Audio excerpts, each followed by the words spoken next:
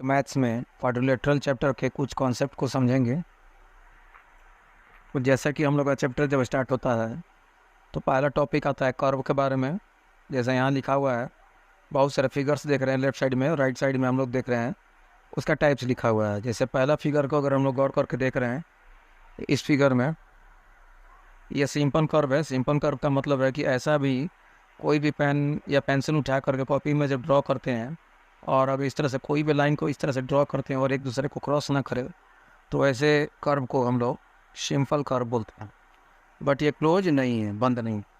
Close curve that is not simple. ऐसा curve जो एक दूसरे को क्रॉस कर जाए, इसको हम लोग नॉट सिंपल कर्व बोलते हैं। जैसे इस फिगर में हम लोग देख पा रहे हैं, ये क्लोज भी है और सिंपल नहीं है, क्योंकि ये जो लाइन है ऐसे जाकर इस जगह पर कट जा रहा है। सिंपल क्लोज कर्व का एग्जांपल हम लोग ऐसा दे सकते हैं। नॉट ए सिंपल कर्व का एग्जांपल नीचे जो बना हुआ है उसको हम लोग दिखा सकते हैं। पॉलीगॉन क्या होता है? Simple close curve made up of only line segment is called polygon.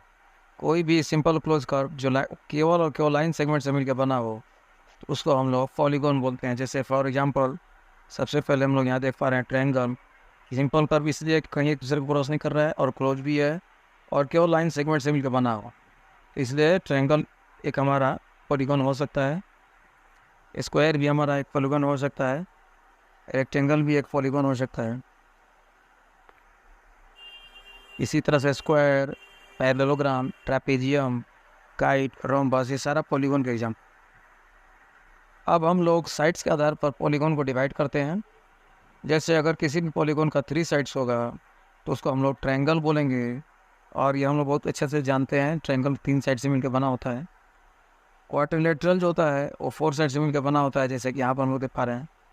Pentagon जो 5 साइड से मिलकर बना होता है, इसका जो 5 साइड्स होता है जो 5 साइड से बना होता है, 1 2 3 4 5।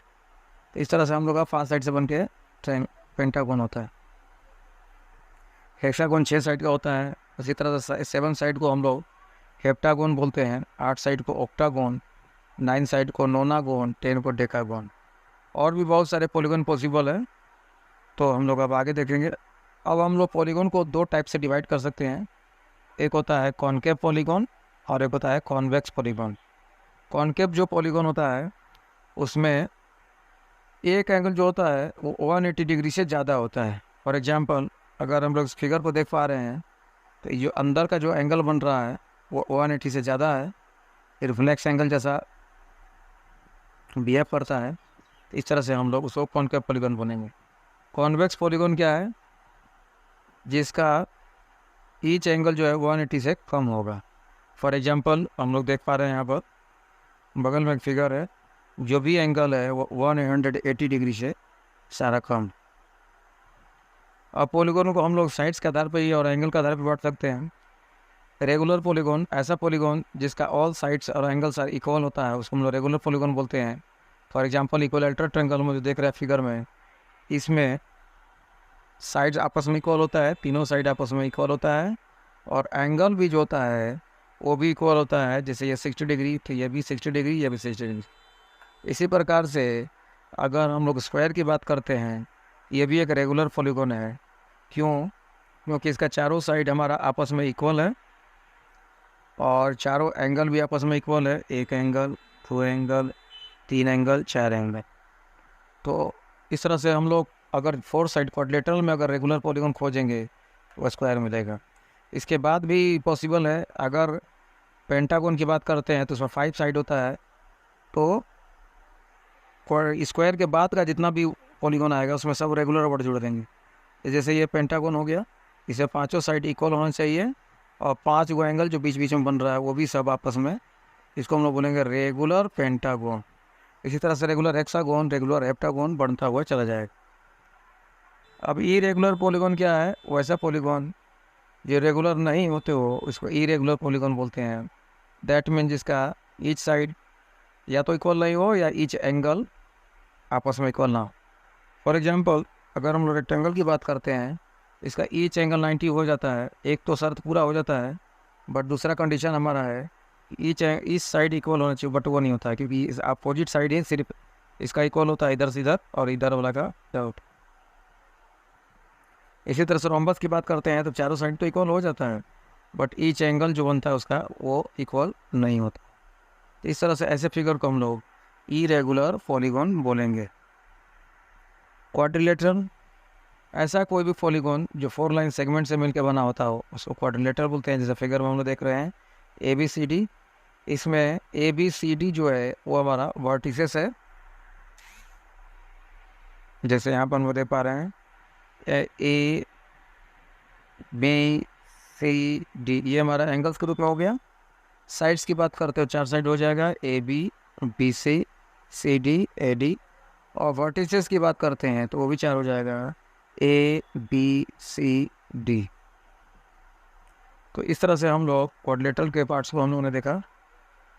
अब आता है diagonals. Line segment AC and BD are called its diagonal in ABCD and PR and SQ in PQRS। Diagonal क्या होता है? ऐसा लाइन सेगमेंट जो 2 नॉन कॉन्सिक्यूटिव वर्टिसेस को मिलाता हो। जैसा कि हम लोग इस फिगर में देख रहे हैं कि कॉन्सिक्यूटिव वर्टिसेस हमारा A के बाद B है, फिर C है, फिर D है। बट डायगोनल के केस में ये नॉन कॉन्सिक्यूटिव होता है, मतलब A के बाद सीधे C, इसको मिलाने वाला जो वर्टिसेस को मिलाने वाला जो लाइन सेगमेंट होता है वही डायगोनल होता है। तो इसके लिए हम लोग क्वाड्रिलेटरल में देख रहे हैं यहाँ 2 है, इसी तरह से इसमें देख रहे हैं तो यहाँ भी 2 डायगोनल्स हम लोग को मिल रहा है। इसका डिफिनेशन हम लोग जान गए हैं। The line segment joining two non consecutive vertices of A polygon is called diagonal of the polygon. जैसे इस फिगर में AC एंड BD जो है वो डायगोनल्स। अब डायगोनल्स निकालने का फार्मूला भी होता है। फार्मूला में होता है n(n-3 डिवाइडेड बाई 2।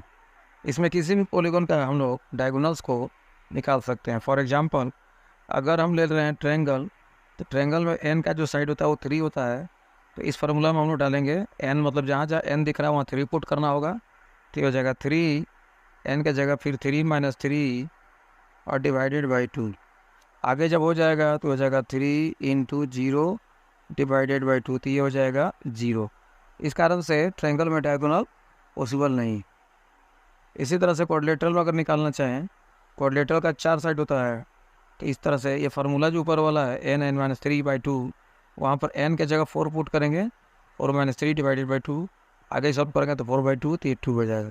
तो इस प्रकार से क्वाड्रिलेटरल का जो डायगोनल है, इस तरह से ये फार्मूला का इस्तेमाल करके n(n-3 डिवाइडेड बाई 2 हम लोग किसी भी पॉलीगॉन का डायगोनल्स को अर्थमेटिकली निकाल सकते हैं।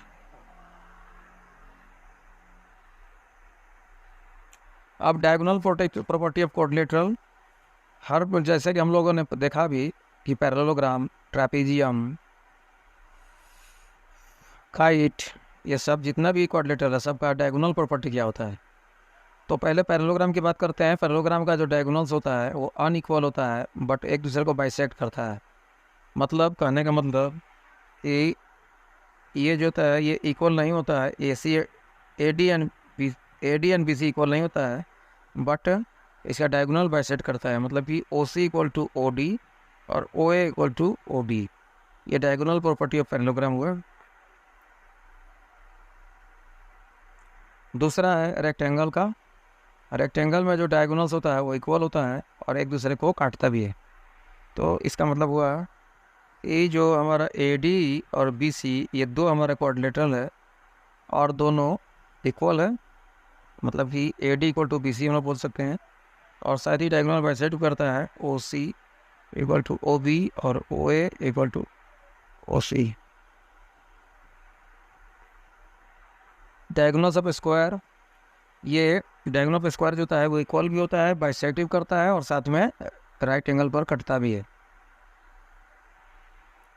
डायगोनल्स ऑफ स्क्वायर जो होता है इक्वल भी होता है, बाइसेक्ट भी करता है और राइट एंगल पड़ता है। दैट मीन्स कि ये जो AD जो देख रहे हैं और ये BC दोनों आपस में इक्वल हो जाएगा और ये राइट एंगल पर कटेगा। जो बीच में जो O देख रहे हैं यहाँ पर सब राइट एंगल पर डिस्ट्रीब्यूट होगा और साथ ही बाइसेक्ट करेगा, मतलब कि OC = OB और OA = OD। ये स्क्वायर का डायगोनल प्रॉपर्टी हुआ।